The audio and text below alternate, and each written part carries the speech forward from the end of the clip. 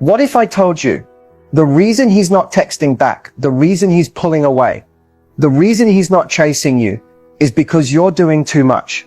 Hey, beautiful, welcome back to the channel. Today I'm about to flip the script on everything you've been taught about love, effort, and relationships. Because here's the truth that no one wants to say out loud. Chasing a man kills attraction, period. Now I know you've been told that if you like him, you should show it. That love takes effort. That playing hard to get is games. But here's what really happens when you chase. You interrupt his instinct to pursue. You give off "I need you to choose me" energy. And unintentionally, you become the one being chosen last. Let me ask you something. Have you ever noticed how when you finally stop caring, suddenly he calls? When you don't respond right away, he shows up. That's not an accident. That's polarity. That's human psychology. In today's video, I'm going to show you how to stop chasing without being cold, how to shift into your most magnetic feminine energy, and how silence and softness can say everything without saying a word. So if you've ever begged for clarity, overthought your every message, or felt like you're always the one initiating, you're in the right place. Get comfy, grab a pen, because you're about to learn the quiet power that makes him chase you like crazy. Let's begin. Let's talk about what really happens when you're too available. And no, this isn't about playing games or pretending you're busy when you're not. It's about the message your constant availability sends and why it's unintentionally pushing him away. When you're always the first to text, always say yes to plans, or respond immediately every time he reaches out, what you're signaling, without even realizing it, is that your world revolves around him. It tells him, you don't have to try that hard. I'm already here. And while your intention may come from a place of love, excitement, or even just being kind, the reality is this. People value what they have to earn. When something or someone is instantly accessible, the mind subconsciously labels it as less valuable. It's human nature. Think about it. Why do people go crazy for limited edition sneakers or wait in line for hours for an exclusive event? Scarcity builds value. Availability in excess does the opposite. Being too available takes the mystery out of the connection. It removes the anticipation, the curiosity, the tension, and those elements are key to building attraction. Men by nature are wired to pursue. When there's no pursuit, there's no reward. And when there's no reward, interest fades. Worse, being too available can make you start feeling unappreciated. You might notice him taking longer to reply, canceling plans, or acting distant, and suddenly you're overthinking everything. But the truth is, it started with giving too much too soon. And now you feel empty, waiting for a response you once got without question. So what's the fix? It's not about withdrawing or being fake. It's about slowing down, matching energy, letting space exist between interactions so he has room to miss you. You don't need to chase love. You need to allow it to come to you. By creating a little distance, you create desire. You create intrigue. And most importantly, you start commanding the kind of respect and attention that only comes when you know your worth. So no, being too available doesn't make him love you more. It makes him feel like he doesn't have to earn you. And love that isn't earned, it's rarely valued. Silence is one of the most underestimated tools in feminine energy. We often think we need to explain ourselves, fix things, or fill the gaps in conversation to maintain connection. But real power, especially in your feminine, lies in the ability to pause, to not react, to allow the moment to breathe. When a woman is silent, she becomes a mirror. She gives space for a man to feel the absence of her words, her attention, her energy. And in that space, he starts to wonder. He questions. He leans in. That's the beginning of pursuit. Feminine silence isn't coldness. It's not giving the silent treatment to punish him. It's the quiet confidence of someone who doesn't need to prove her worth. It's the deep understanding that not everything requires a reaction and that your presence alone is enough. There's a different kind of magnetism that comes when you don't overshare, over-explain, or emotionally spill just to fill space. Your mystery becomes louder than words. Your restraint says, I trust myself. I don't need to convince you of anything. And that creates polarity. Men are used to being pursued emotionally. They're used to women pouring out their feelings, chasing closure, or trying to hold the connection together. But when you go quiet, not out of anger, but from a place of peace and power, you break that pattern. Suddenly, you're not predictable. You're not seeking. You're receiving. And that's when everything shifts. He begins to notice your absence more than he noticed your presence. He replays the last conversation. He starts checking in, reaching out, wondering what you're thinking, and not because you're playing hard to get, but because you're not handing yourself over so easily anymore. Silence gives you space to realign with yourself. It gives him room to rise, and it gives the relationship a chance to balance in a way that feels healthy, not desperate. So the next time you feel tempted to chase clarity, defend your feelings, or explain your worth, pause. Let your silence speak for you. Sometimes it says more than any words ever could. There's a common misconception that being soft means being weak. That if you're gentle, you'll get taken advantage of. That if you express emotion, show care, or speak with kindness, you'll be seen as naive or powerless. But real softness, true feminine softness, is not about being passive. It's about being grounded, intentional, and emotionally intelligent. Softness isn't about shrinking yourself or ignoring your needs. It's not saying yes to everything or tolerating behavior that doesn't feel good to your soul. Being soft is having the strength to stay connected to your heart, even when it would be easier to harden up. It's the courage to remain open in a world that constantly tells women to toughen up, just to survive. Men don't fall in love with force. They fall in love with feeling, and softness creates that emotional space.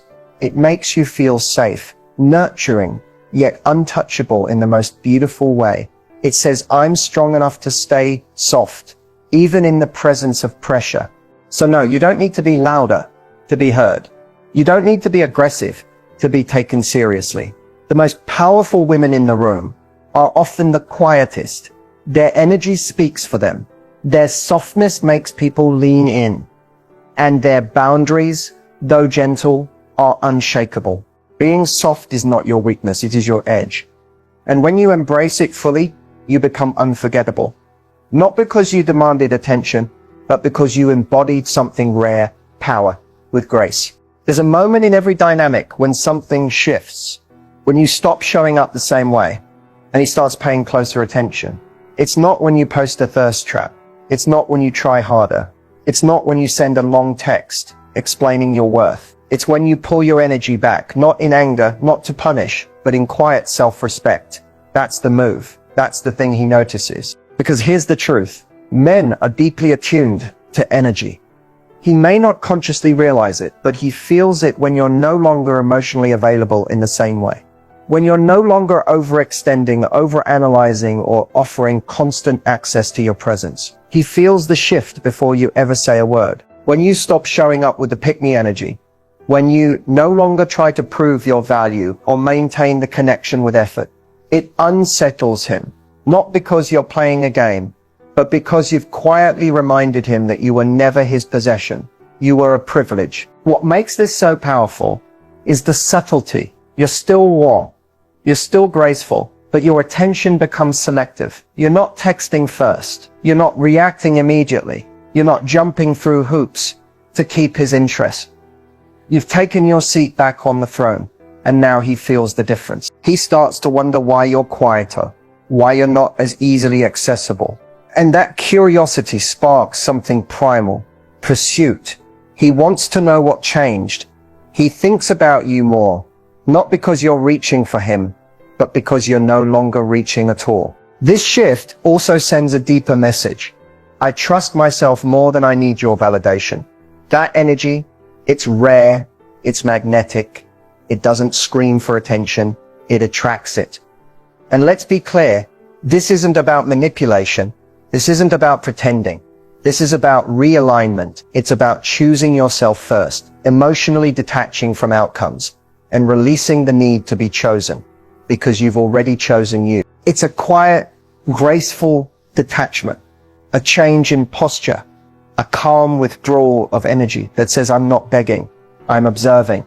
And trust me, He notices.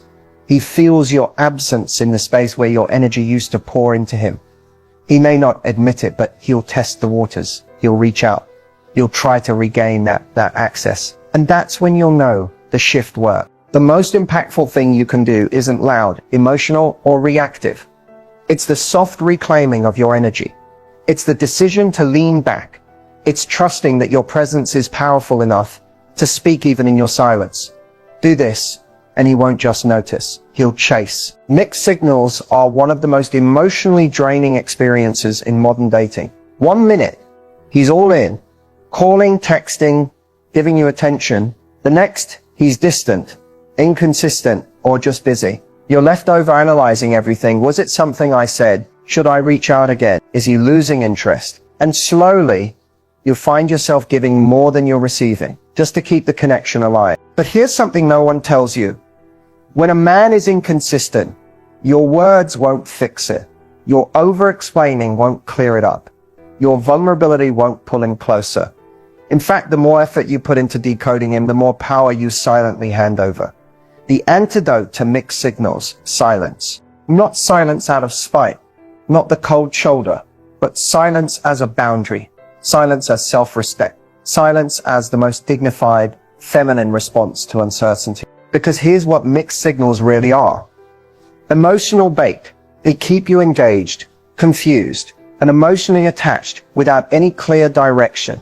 It's a cycle where you're constantly trying to earn consistency from someone who should be offering it freely. But when you stop responding, when you choose stillness over chasing clarity, you flip the dynamic completely. Your silence sends a very clear message. I don't entertain confusion. And that message is loud. When a man senses that he no longer has access to your emotional energy, something shifts in him. He begins to realize that your attention is a privilege, not a given.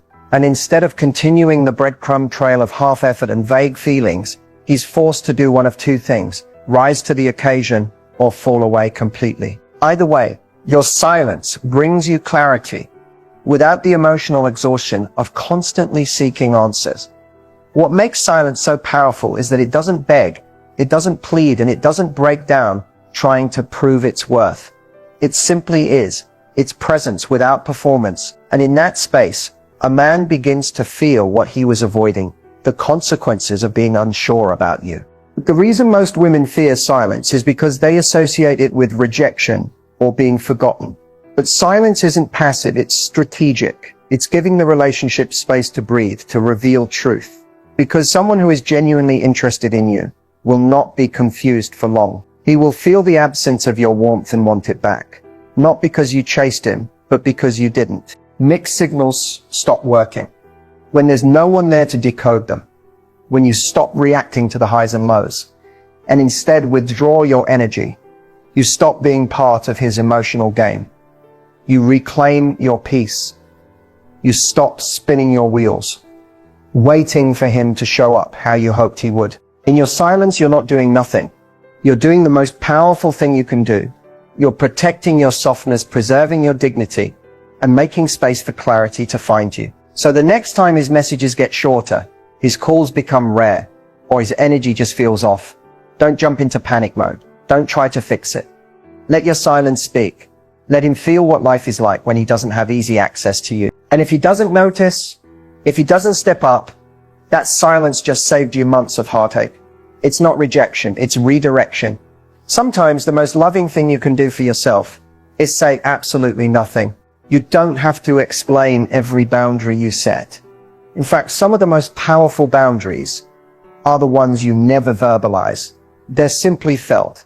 They live in your energy, in your behavior, in what you allow and what you walk away from. Boundaries without words are quiet acts of self-respect that speak volumes without a single conversation. A lot of women are taught to be nice, to accommodate, to avoid making others uncomfortable. So when it comes time to set a boundary, there's often guilt. You over-explain. You overcompensate. You soften your no to sound more like a maybe. But here's the truth. When your boundaries are rooted in self-worth, they don't need permission or performance. For example, when a man texts you at midnight after ignoring you all day, you don't need to write a long message about how you deserve more. You simply don't respond. When someone keeps canceling plans last minute, you don't have to confront them with a speech. You just stop making yourself available. When the energy isn't consistent, you don't beg for it to change. You adjust your access. This is the essence of non-verbal boundaries. They're not about punishing or manipulating. They're about alignment. They're about showing, not telling, how you expect to be treated. And the right people will recognize those shifts, feel them, and respond accordingly. The wrong ones will either test you harder or fade away entirely. And both reactions are information. What makes these boundaries so powerful is that they come from a place of calm, not chaos. You're not reactive. You're not trying to prove a point. You're just moving in a different direction. That kind of energy is magnetic. It shows that you value your peace more than you value attention, that you'd rather be alone than tolerated, that you don't need someone to validate your needs before honoring them yourself. A woman who enforces boundaries without words is one who knows her power. She doesn't need to announce it. It's in the way she carries herself, the way she pauses before responding, the way she protects her time and energy, like the sacred things they are. This doesn't mean you never communicate. Of course, clarity and honesty have their place in healthy relationships, but not every situation calls for a dialogue. Sometimes the boundary is simply, I don't respond to disrespect. I don't chase confusion. I don't overextend when I'm underappreciated. You don't owe anyone an explanation for treating yourself with care. You don't have to convince anyone to respect you. Your energy will do that on its own if you let it. And here's the magic. When you start living with quiet boundaries, you attract people who just get it. People who don't push, who notice